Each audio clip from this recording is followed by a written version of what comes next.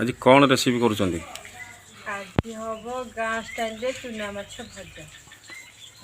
करंतु आम देखियो या लुण हलदी दे 15 मिनट आगु मैरिनेट करके रखा है। भजा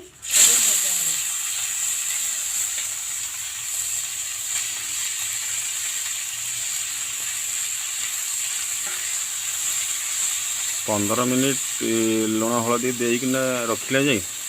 अधिका रखिले कम रखिले कौन हम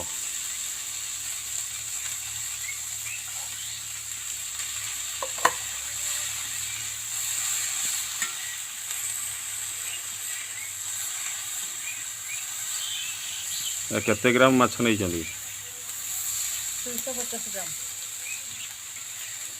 केते लुण केते हलदी परिमाण देइथिले मैरिनेट कला बेले स्वाद अनुसार लुण हलदी माछ को देखिकिना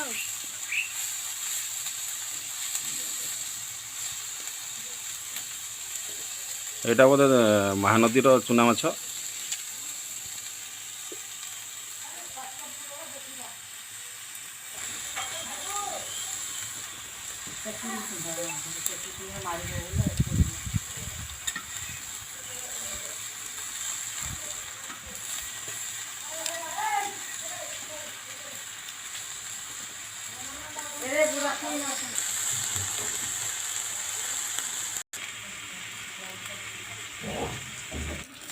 आपण चूना माछ भजा आ केते समय लगे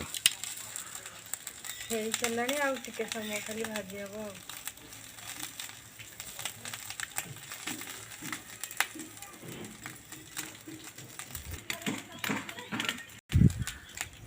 बर्तमान प्रस्तुत होगा गाँ स्टाइल रे चूना माछ भजा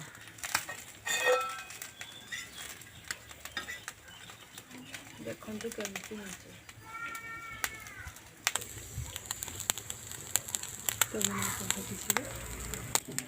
बर्तमान चूना माछ भजार प्रस्तुति